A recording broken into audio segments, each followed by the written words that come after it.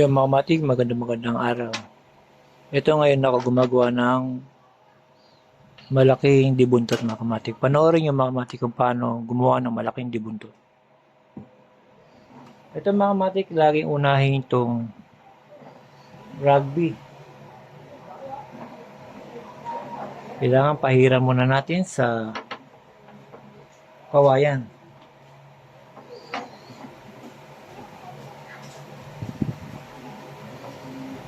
Pagka napahiran ng mga matik, lagyan natin ng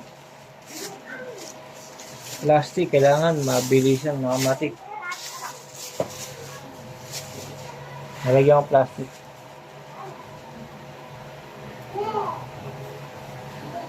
Diinan para kapit na kapit mga kamatik. So nadiinan, batakin. Yan mga kamatik. Ngayon ito susubukan natin mga kamatik kaagad katapos nito. Dahil nabalutan, cut natin mga kamatik. Ganun lang kasimple paggawa ng saringgolang dibuntot. Cut natin ulit.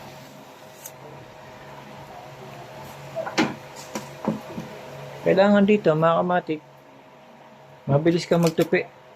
Kasi rugby gamit mo, kailangan tupi agad.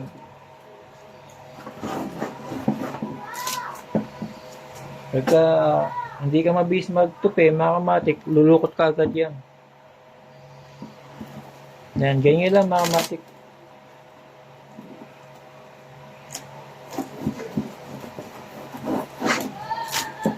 Yan, tapos na yung isang side naman. One color lang ginawa ko mga kamatik para mabilis. Pakid uli.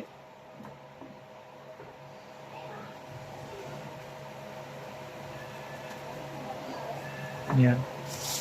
Tapos ilagay natin yung plastic mga kamatik.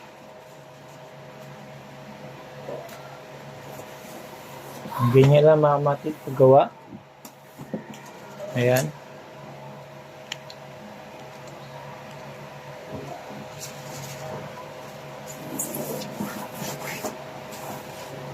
Gawa na. Gupitin natin uli mga kamatik.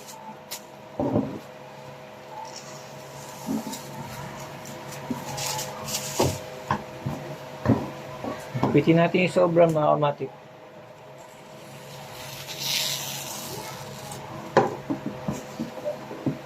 Gupitan natin mga kamatik. Ito kagad mga kamatik.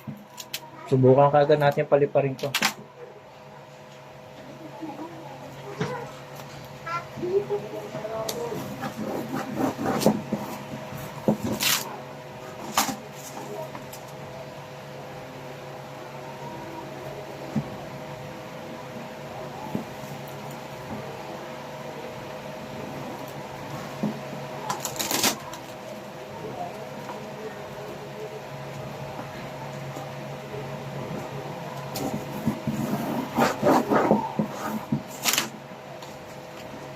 Yun, gawa na mga kamatik. Ngayon, gugupitin natin yung sobra mga kamatik.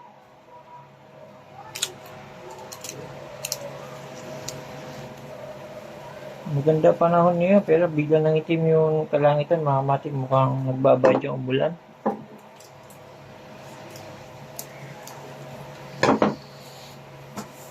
Ayan mga kamatik, nagawa na natin. Lagyan natin ng design. Ito simpleng design lang, isang bilog lang. Pagdating sa ere, mga kamatik, maganda na tignan yan.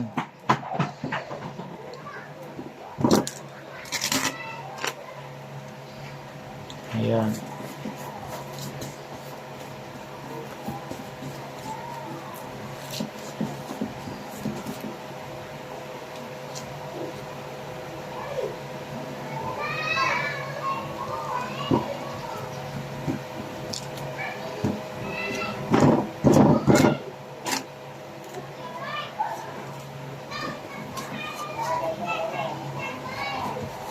Ayan mga kamatik, ganyan lang kasimple.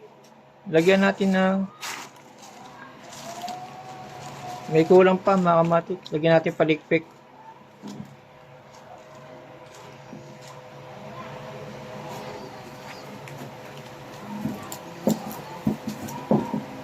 Lagyan natin ng palikpik. Ayan.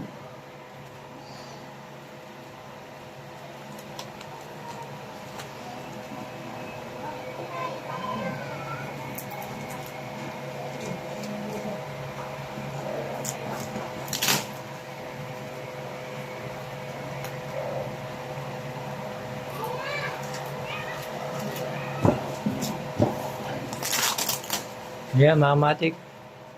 Ngayon kulang nito buntot. Lalagyan natin yung buntot. Ititiyaya lang natin. Dito tayo maglalagay ng buntot sa kwitan.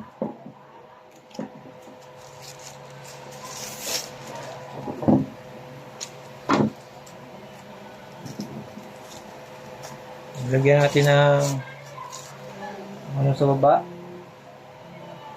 Design sa baba mga kamatik. Ang pinaka buntot niya. Ito na yun mga kamatik. Design. Kailangan dalawa mga kamatik. Didikitan ko pa ng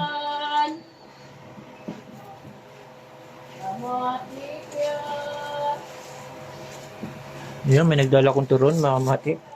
Yan ang buhay. Ganyan talaga buhay mga kamatik. Tiyaga lang. Ito na yung pangalawa mga kamatik.